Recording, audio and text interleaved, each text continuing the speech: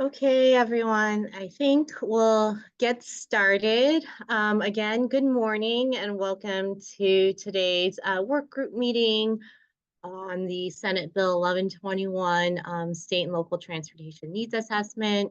The meeting today here is focused on a few areas that we had highlighted in the interim report. So next slide, please, Justin. Oh, I guess next slide.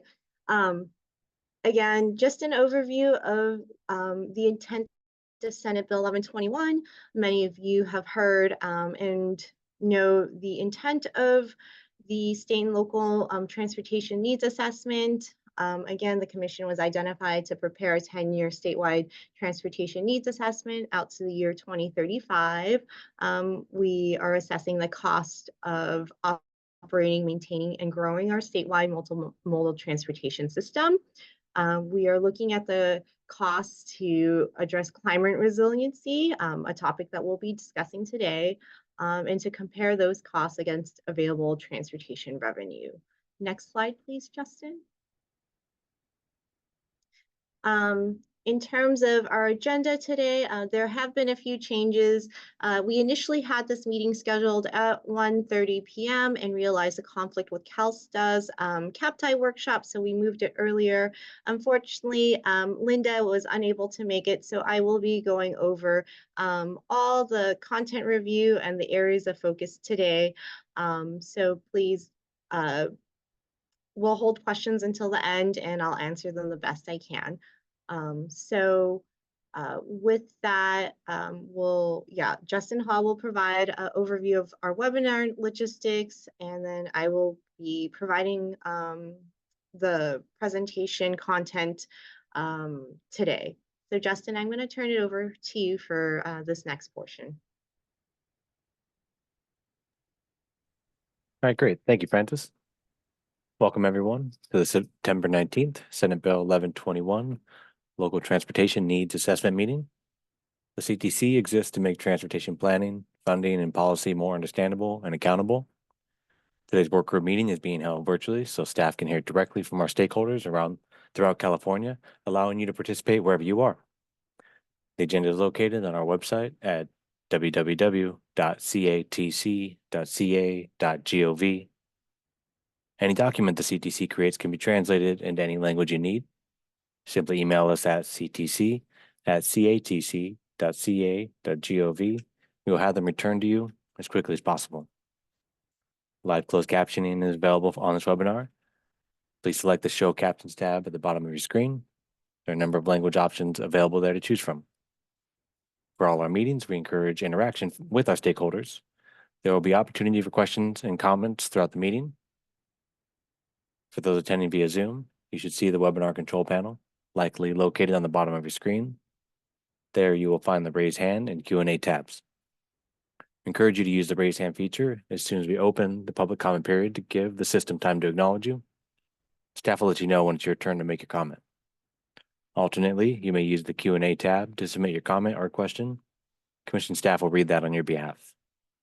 As a reminder, each registered attendee is provided a unique link or phone number to access the webinar. These should not be shared with other participants, as this can create confusion for staff when making comments. Do your best to be concise. Make sure that your comments add new information. If you agree with the comments of a previous speaker, simply make that statement. And thank you all for joining us today. Thank you, Justin. If you can skip to the next slide. So we're just going to go over essentially the chapter headings. Next slide, please. Of the draft 2025 State and Local Transportation Needs Assessment Report. This is currently how the report is laid out. We have 12 chapters, and if you attended yesterday's meeting, we presented this information as well. We are still working on the development of our policy recommendations, and we will have a work group meeting on October 1st to discuss what we heard from the workshops there. Next slide, please. So again, today we're going to focus on a few areas within the needs assessment report. Justin, next slide. First up, we have climate adaptation.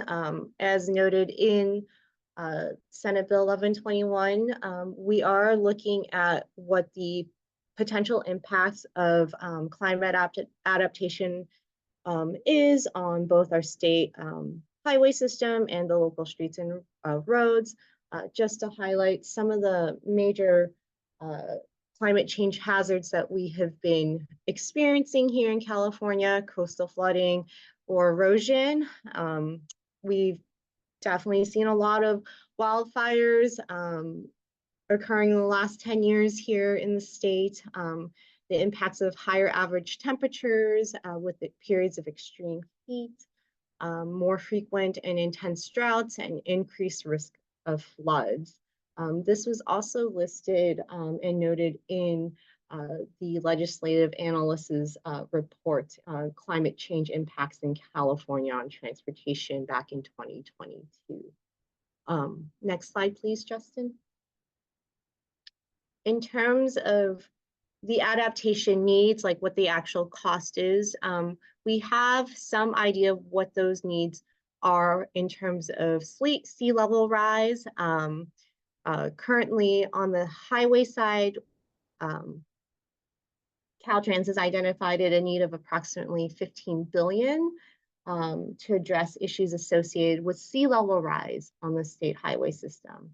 In comparison, as a case study, the Bay Area, or MTC, has a study that estimates a need of approximately 110 billion out to 2050 to address sea level rise in their region.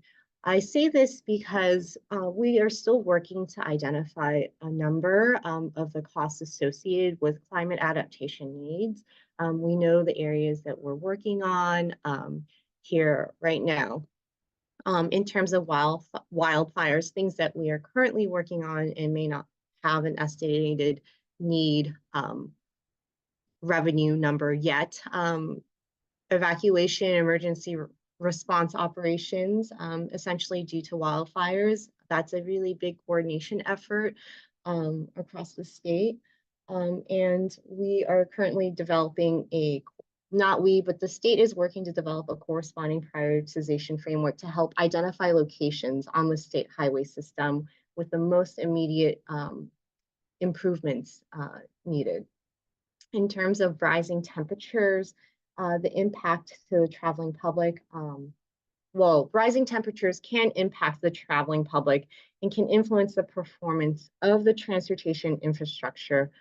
Some efforts to address these rising temperatures can be included by including strategies as part of complete streets projects,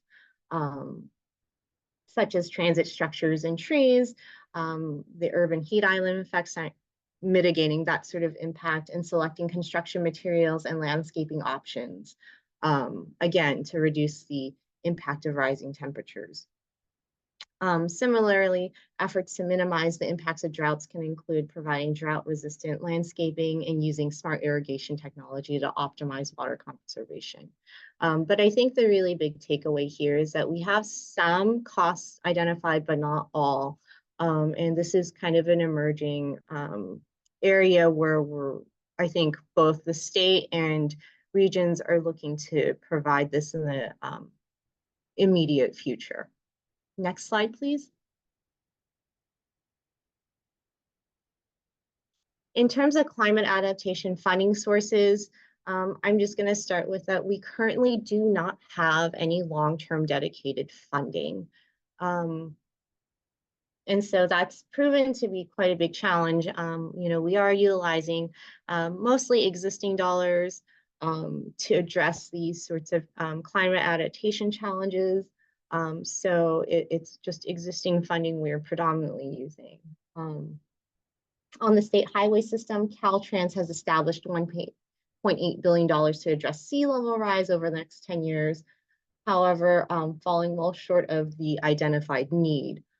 In In addition, the 2023 State Highway System Management Plan included $2.3 billion to address climate adaptation and resiliency. The table essentially summarizes our current programs and available funds specific to climate adaptation. The PROTECT program is dedicated to improving transportation resilience to natural hazards and brings $631 million to California with $1.4 billion available through competitive grants. And this has been incredibly critical, but it's still short what we need.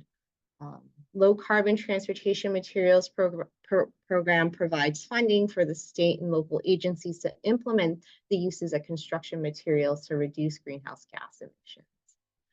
Climate ready programs fund projects to restore, protect, and enhance the resiliency of the California coast. So a lot of the coastal erosion. That's not much, $200,000 to $500,000 per grant. And the Integrated Climate Adaptation and Resiliency program includes grants for local, regional, and tribal planning needs to identify climate resilience priorities and support the development of the climate resilient infrastructure projects. So we're just really highlighting that, like, we have this really great need on this particular front on climate adaptation. And while we are trying our best to address this across the state, it's just there's very little funding available, and more importantly, there's no long-term dedicated funding source to address these sorts of needs. Next slide, please, Justin.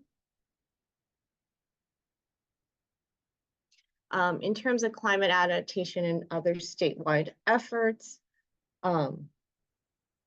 this is just highlighting, what else we are doing here in the state. Senate Bill 1, $20 million of adaptation planning grants. To date, 31 grants awarded to local and regional agencies.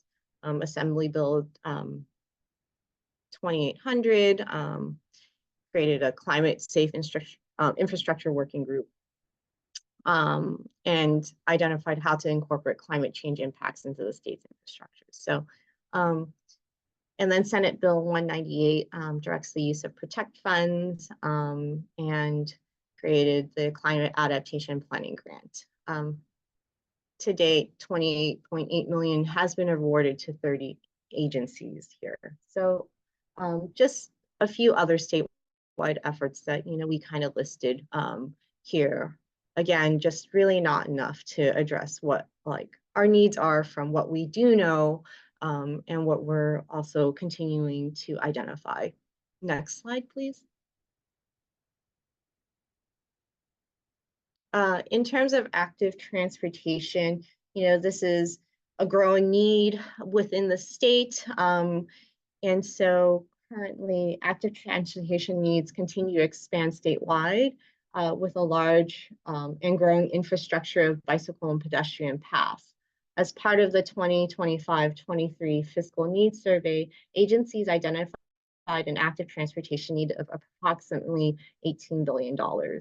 While dated, the Caltrans 2017 Bicycle and Pedestrian Plan identified a $9.1 billion need for expanding the bicycle infrastructure and addressing pedestrian needs. In March of 2024, Caltrans noted approximately $1 billion will be used over the next 4 years to address bicycle and pedestrian infrastructure needs. Next slide, please.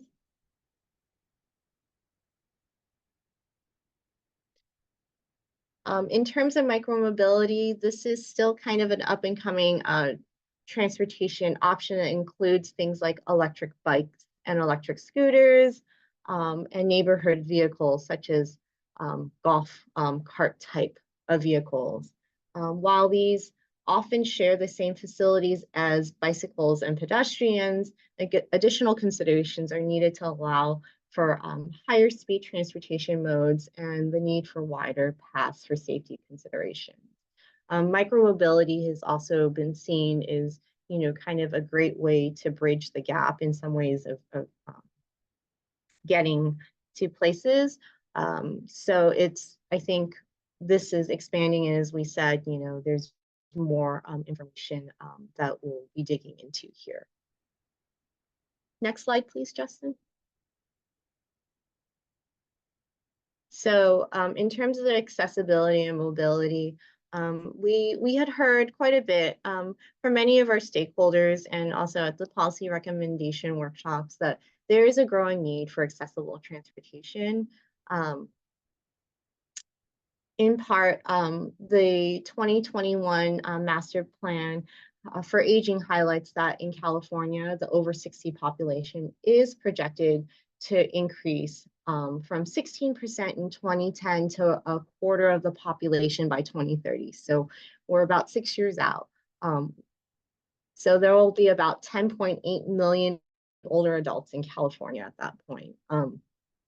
The Americans with Disabilities Act of 1990 requires that public transit operators provide paratransit transportation for people with disabilities who are unable to use fixed route transit services serving the region.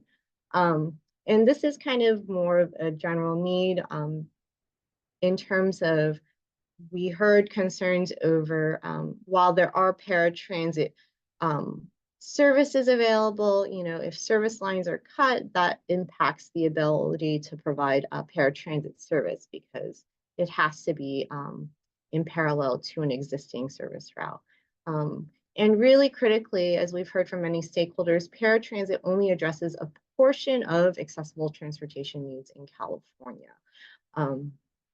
A majority of accessible transportation is funded through the Transportation Development Act. This includes federal formula programs, 5307, 5310, 5311, and 5339. Specifically, in terms of addressing additional accessible transportation needs and accessing services, the 5310 program is intended to help fill the transit service gaps, and all awarded projects must go beyond basic requirements of the ADA. And this, next slide, please.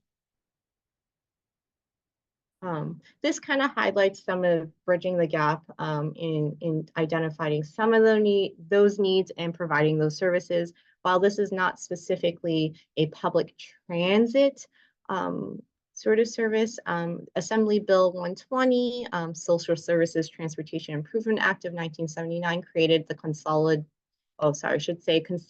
Transportation Services Agencies. CTSAs, as they are also known, are intended to promote the coordination of accessible transportation services and existing resources. There's that designated by regional governments in California and can receive some limited federal, state, and local funding sources. However, not all regions in California have designated CTSAs, which can make coordination with human services more of a challenge. And this is kind of a point where like getting to an appointment can be very time consuming and sort of not reasonable, as we've heard from some feedback here. But essentially, some big gaps and challenges that we wanted to take away in this section is that, discretionary programs are highly competitive. So essentially highlighting that, there's just not enough funding. Existing financial needs assessments for accessible transportation may be limited or outdated. Again, reliable funding for transit and accessible transport. There's, I should say, reliable funding for transit and transportation or accessible transportation needs is not as well, it's not as reliable as we'd like it to be. And we've seen the impacts from COVID-19 on transit operators and again, how that kind of trickles down to the accessibility transportation needs in particular. So that's just kind of the big points we wanted to highlight in these three sections. One of the other challenges that we have found that there is not a lot of information out there currently on what some of the costs may be. So just kind of being fully transparent there as we're working to get a number on that front. So I'm gonna pause here and open it up to questions for anyone has on sort of the chapters that we focused on today, and any comments you may have around climate adaptation, active transportation, or accessibility.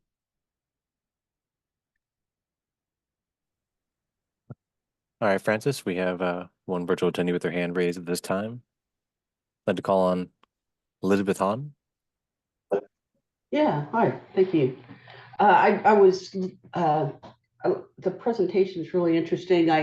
One thing came to mind that I thought I would share. While it's not probably the highest priority, we recently applied for a grant for a project in a disadvantaged community to do some complete streets type improvements.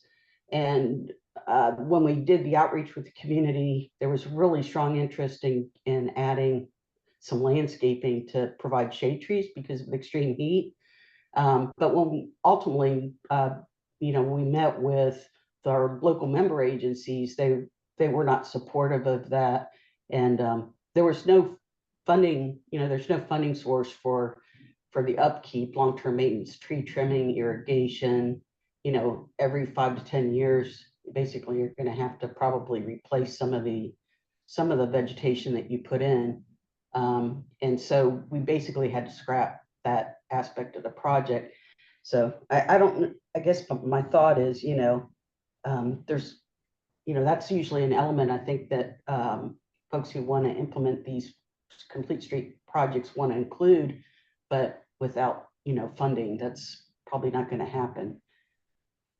So I thought I'd share that with you. That's one of the challenges for that type of amenity. So.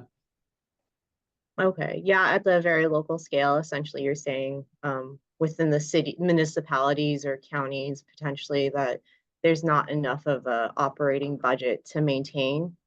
Right, that's correct. And services, yeah. I think there's an unwillingness to take on more without additional funding, which I can completely understand, but it's a bit disheartening because you get really excited. You're working with the residents of these communities and you completely understand that they have a need. Similar to that, it's like adding streetlights and those kinds of things are also, can become a bit of a battle because of an operation needs associated with these things. Thanks for that point, Elizabeth. Thank you.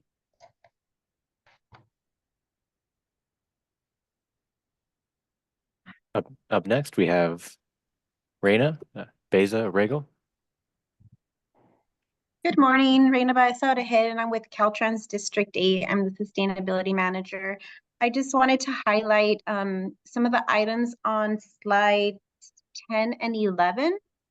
I think something that's kind of critical to include under the drought bullet was the conversion of potable systems to recycled water. That's kind of one of the items we've been working on here in District 8 in terms of the challenges with our water systems and our irrigation systems. So I don't know if that's an opportunity to add. It's been a challenge in terms of funding. Sometimes the recycled water point of connection is quite a ways out from our right of way, and just being able to bring that to our point of connection has been a challenge. So if there's funding opportunities for that, I'd really like to see that under this needs assessment. And then there was another point regarding rising temperatures. I think it's really critical to add nature-based solutions, tying back to what Elizabeth was mentioning about adding green infrastructure, shade trees and canopies for our pedestrians and multimodal users, I think is also critical. And there's a nexus to our transit systems and, that closing that last mile gap. If there's folks that are walking and it's, it's a heat event with extreme heat, that's critical. But again, she mentioned that, the local municipalities are having issues with the maintenance. Caltrans as well, District 8, I would have to say, has that same challenge in terms of the maintainability of those green systems. And then there was one last point I wanted to highlight. I think it was under the Protect program. there's a connection, a nexus to the Protect program and wildlife connectivity. We've heard from some of our partners, our NGOs and NPOs, that wildlife connectivity is a huge element of climate resiliency and adaptation. Not sure if there's an opportunity to add that to this transportation needs effort. But under the Protect program, we've had to, any projects that we've had to propose in the district for wildlife connectivity had to fit under that climate adaptation model. So I'd like to see that as well included. Thank you, Raina. I think I will reach out to you via email to circle back on that last point. I was trying to capture, so. Sure, that's great. I can put my information in the chat or email you. Yeah, feel free to email me, please. Sounds good. Thank you. That's all I have.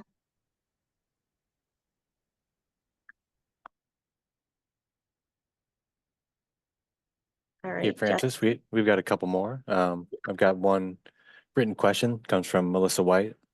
They ask, can you clarify if the 1 billion investment in active transportation on page 13 is state highway system only?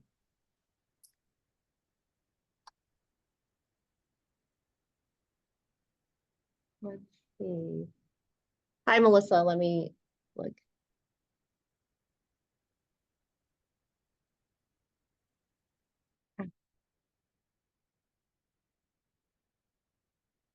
Was it on slide 13?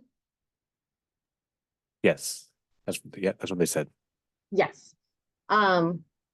Yes, that if it's under the state highways bullet, I believe that is specifically on what Caltrans is intending to do in terms of investments. But I will get back to you. I will actually touch base with my counterparts too, Melissa, on that. Okay, we've received one additional hand raised during this time. I'd like to call on Mike Woodman. Hey, Francis, this is Mike Woodman with Nevada County Transportation Commission.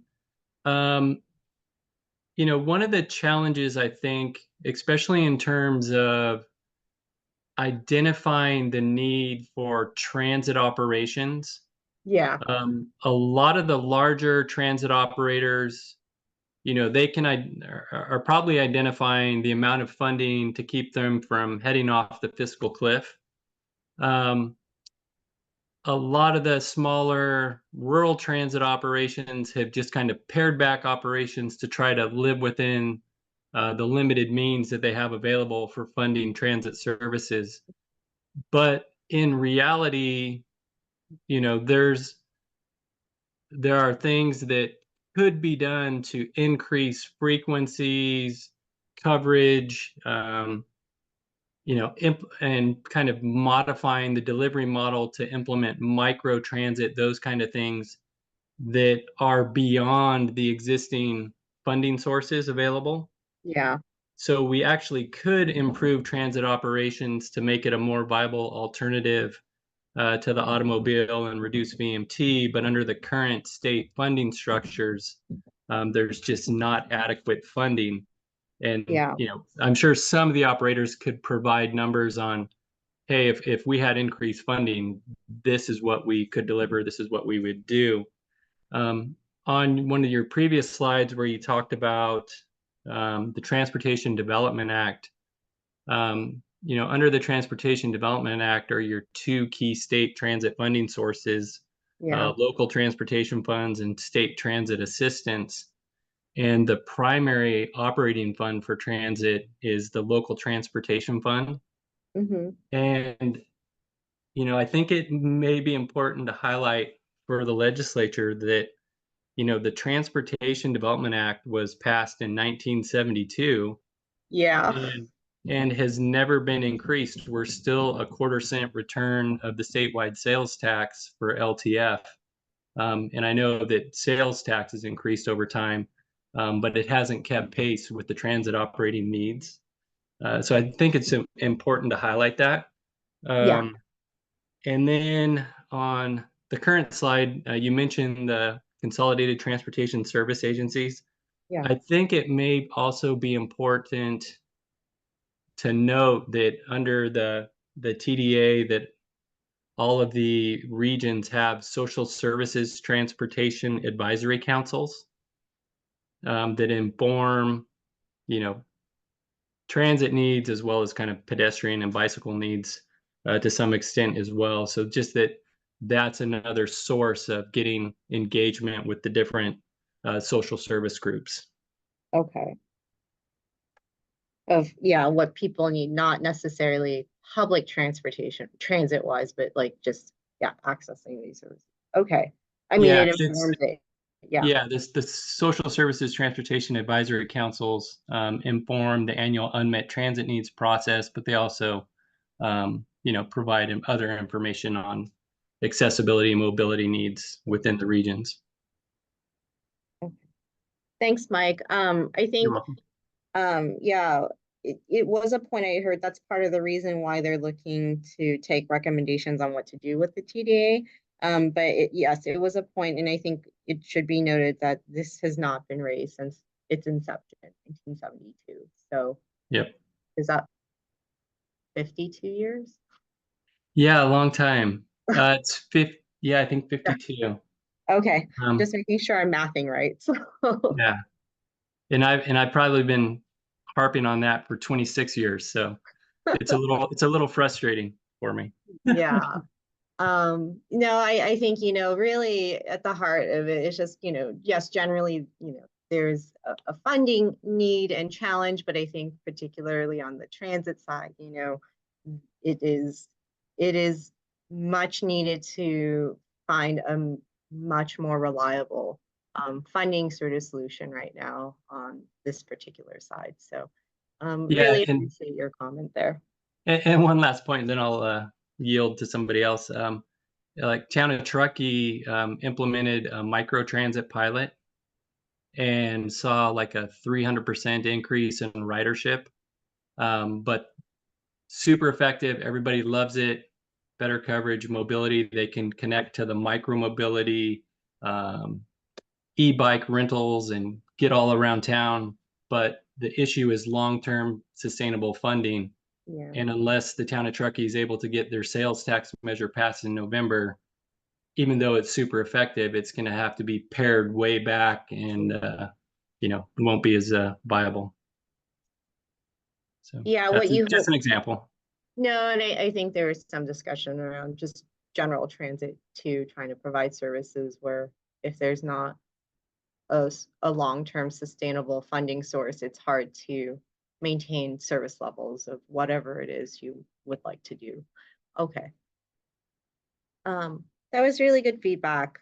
Were there any additional questions or comments, Justin, that you see, or hands raised? Not seeing any others at the time. And I just really wanted to highlight, I did get some questions yet from yesterday's work group meeting come in through email. And, if you have a question or comment, please feel free to reach out to me or Laura for any additional information.